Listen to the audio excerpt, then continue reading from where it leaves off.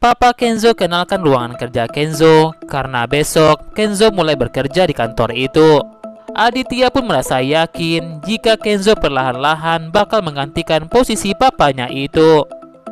Kenzo merasa jika dari kecil sudah dididik oleh papanya itu, Kenzo pun siap menjadi penerusnya Aditya. Aditya pun merasa percaya dengan Kenzo. Aditya juga siapkan seorang asisten pribadi buat Kenzo. Kenzo tak bakal kecewakan papanya itu. Ketika Kenzo keliling perusahaan, Kenzo pun minta pegawainya tetap tenang. Kenzo hanya ingin melihat kondisi kantor. Tiba-tiba saja Kayla pun mendatangi Kenzo. Kayla beritahu Kenzo jika mulai hari ini Kayla diterima menjadi asisten pribadinya Kenzo. Aditya pun beritahu Kenzo jika Kayla benar adalah asisten pribadinya Kenzo. Aditya katakan jika kenal dekat dengan bapaknya Kayla, Kayla pun merasa senang bisa belajar dan dapat pengalaman baru. Ternyata sebelumnya, ayah Sandra telah meminta Sandra untuk menjadi asisten pribadinya Kenzo. Tapi saat itu, Sandra tak mau kerja menjadi asprinya Kenzo. Sandra pun merasa jika Kayla lah yang cocok menjadi asisten pribadinya Kenzo. Sandra pun katakan pada Kayla agar Kayla mendekatkan dirinya kepada Kenzo, sembari menembus kesalahan Kayla pada Sandra. Karena Kayla sudah berani memberikan jam tangan kepada Kenzo. Sandra pun sangat senang jika Kayla mau menjadi asisten pribadinya Kenzo. Saat ini Kayla pun merasa bingung, sedih atau senang. Kayla pun merasa yakin jika Sandra bakal meneror dirinya, minta bikin Sandra untuk dekat dengan Kenzo. Sementara itu Rianti pun minta Mutiara untuk mengantarkan makanan favoritnya Kenzo. Rianti menghubungi Kenzo jika mamanya sudah menyiapkan makanan buat Kenzo. Rianti minta Mutiara memakai baju biasa jika mengantar makanan buat Kenzo. Kayla pun merasa senang sekali jika Kenzo telah menepati janjinya untuk selalu menggunakan pakai jam tangan itu.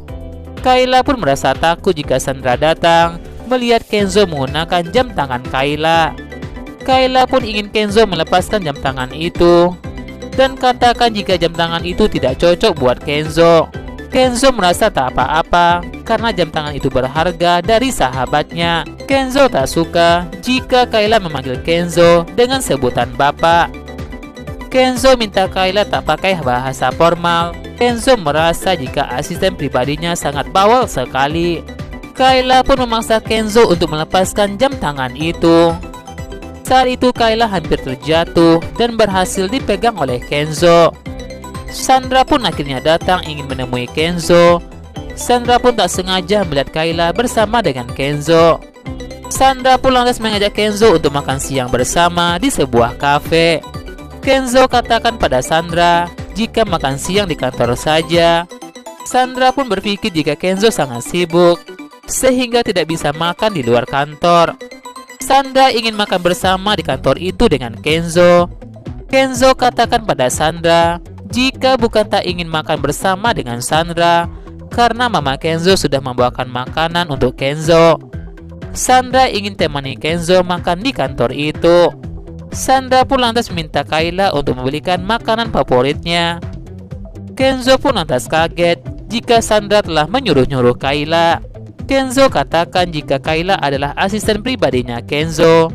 Sandra pun berkata kepada Kenzo jika Kayla adalah adiknya Sandra.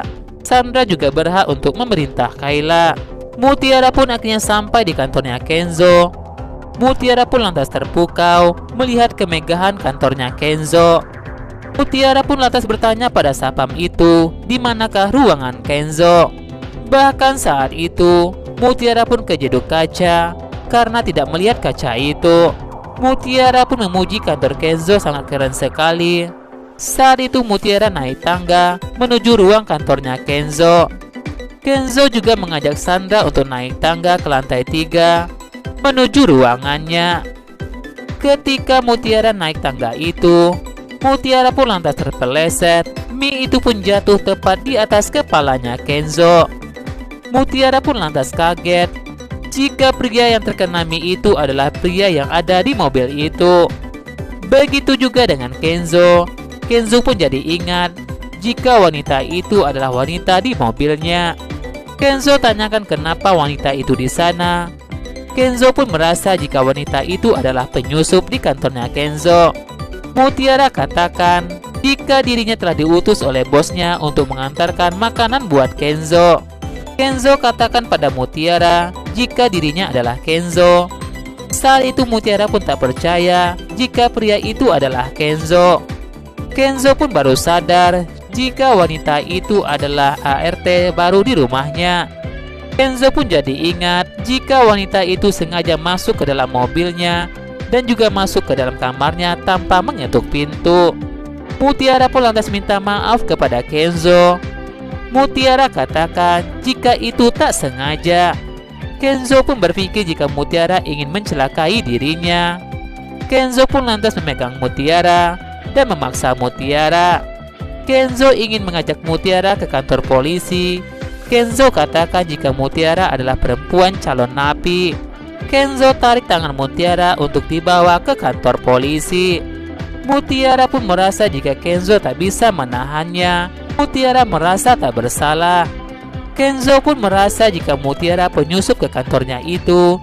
Kenzo tak percaya jika Mutiara adalah asisten rumah tangga di rumahnya itu. Mutiara pun lantas kesal dan menjambak kepalanya Kenzo. Mutiara ingin jelaskan semuanya kepada Kenzo. Mutiara malah dikurung di pos sapam itu. Sandra pun lantas beritahu Mama Rianti jika Kenzo ingin dicelakai oleh asisten rumah tangga itu. Sandra sengaja mengkompori Mama Rianti jika Mutiara bukanlah orang yang baik. Rianti pun minta perkembangan dari Sandra tentang Mutiara dan Kenzo. Rianti pun lantas memanggil Bi Ipah. Rianti tanyakan pada Bi Ipah dari mana mendapatkan Mutiara. Bi Ipah akui pada Rianti jika Mutiara itu adalah keponakannya. Rianti pun merasa jika Bi Ipah berbohong. Rianti marah pada Bi Ipah jika keponakannya sudah membuat ulah. Rianti katakan jika Mutiara sudah dilaporkan ke polisi dan sebentar lagi Mutiara bakal masuk ke dalam penjara.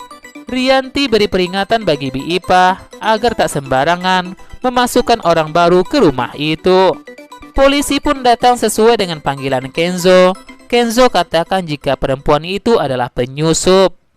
Mutiara pun lantas menangis tak mau dipenjara. Kenzo katakan pada polisi itu jika Mutiara masuk tanpa izin ke dalam mobilnya. Kenzo jelaskan semua kesalahan Mutiara kepada polisi. Mutiara ingin jelaskan semuanya pada polisi jika dirinya tak bersalah. Namun saat itu polisi tetap membawa Mutiara.